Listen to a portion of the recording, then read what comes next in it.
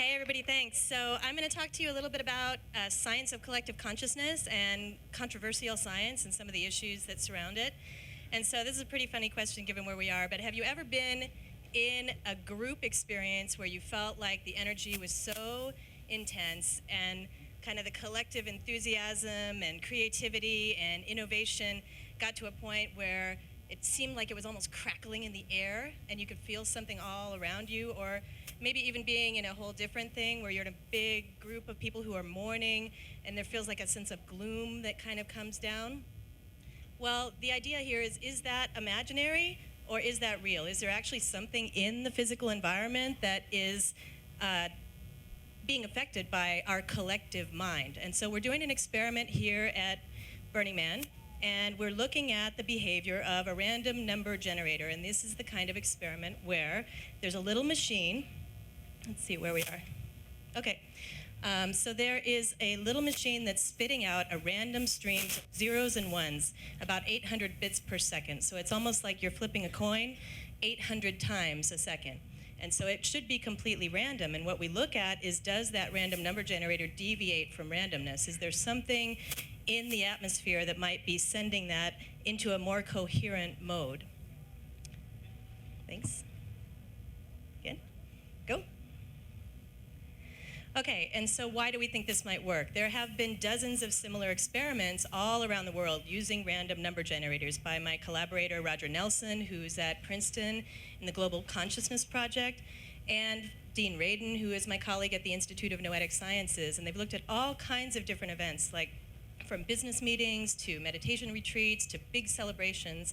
And what they notice is that the behavior of the random number generators seems to deviate from randomness at the time when people are experiencing a subjective coherence.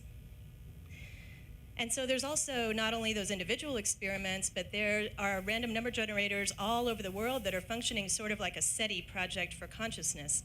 So they're constantly running random numbers and uploading the data.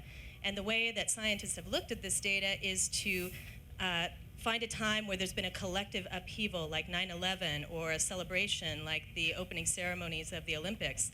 And what they see is in these worldwide random number generators, there's a deviation from randomness, and there's also like an increased correlation among all of the random number generators.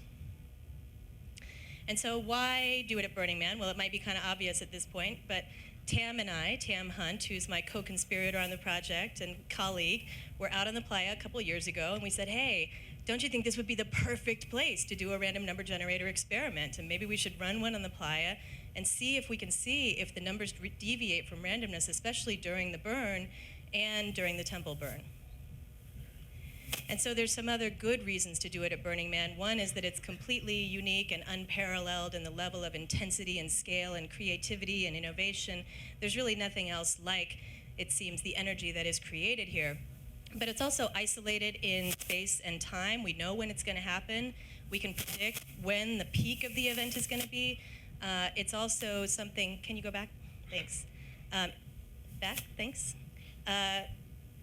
It's also shown effects in the past. So one thing Tam and I didn't know was actually they have looked at the collective RNGs all around the world, and there have been some deviations from randomness during the Burning Man event. So what we hope is that it would be a lot stronger when the random number generator is sitting here on the playa. Thanks. And so there we are out on the playa talking about this idea, and as these late night conversations will go, we said to each other, hey, what if we hook it up to a laser, and we have the random number generator controlling a computer, and then the computer is controlling the laser, and the laser can show everybody if we're departing from randomness or if we're not. And so now we're doing it. So down at, thank you. So down at ID8 Camp, we have a laser hooked up to a computer that's hooked up to a random number generator that's controlling it. And what it shows is that the laser gets bigger, bigger, bigger, and brighter and slower when the random number generator is deviating from randomness, and it gets smaller and more jaggedy when it's not. So I invite you guys to go down to ID8 Camp to check it out. Another cool thing is that it's powered by BlackRock Solar, and this has been a collective effort of a lot of different people. And if you go down to the camp, talk to Joey, who is our research assistant, and he's a recent graduate of Notre Dame, and this is his first trip to the playa, and it's his first overnight business trip. So it's citizen science in the fact that we can all participate. It's experiential. It's science as art. It's art as science. But it's also a real experiment. So we have pre-existing hypotheses. We're using traditional scientific methods. And we are going to send the data out to independent analysts so that they can look at it too to make sure we're not cheating. Okay. So when they were interviewing me about this TED Talk here at Burning Man, TEDx Talk, they were a little bit worried that the science might be a little too fringe for Burning Man. I was like, really? Have you been? No. So this is not actually a new thing. I run into this a lot because I'm the director of research at the Institute of Noetic Sciences, which is a frontier science center in Northern California, where we don't just measure collective consciousness. We also do studies on ESP and clairvoyance, precognition and telepathy and mediumship. So we get a lot of people saying, you know, this is crazy science, this is pseudoscience. So one of the biggest objections we get is this term pseudoscience, and most often it's applied because of the topic of the research, not because of the methods. And what I want to propose to you is that there are no unscientific topics. There are only unscientific methods. So to group everything arbitrarily into a pseudoscience category because it's measuring something that has traditionally been associated with mysticism is not actually scientific in itself.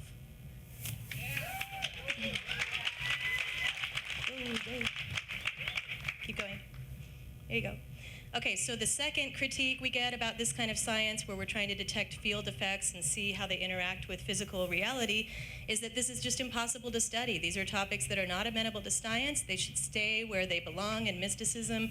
They're imaginary, they're invisible, and what I say to that is that if we had listened to that kind of thinking, we wouldn't have discovered electromagnetism. You know, Faraday died before the scientific community was willing to accept that the electromagnetic energy went beyond the coil.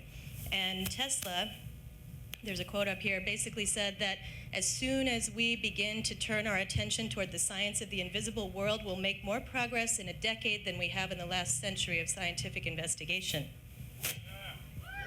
The other great example is germ theory. So this is probably the most important scientific advance in the last couple of centuries in terms of reducing suffering and disease and doubling our lifespans. And at the beginning, you have to imagine when people were proposing germ theory, they said disease is caused by little invisible beings that are flying through the air between each other and jumping from hand to hand. It was crazy at the time. It took 100 years to show people that this was actually happening. And so the third critique I get a lot is extraordinary claims require extraordinary evidence.